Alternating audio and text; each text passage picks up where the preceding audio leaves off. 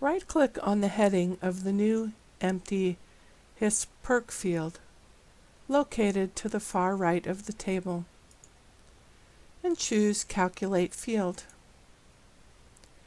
In the Geoprocessing pane, double-click the field names. To enter the expression Hispanic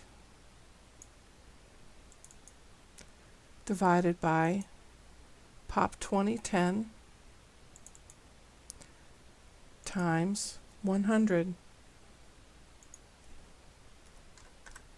Click in the expression box to type the 100 value.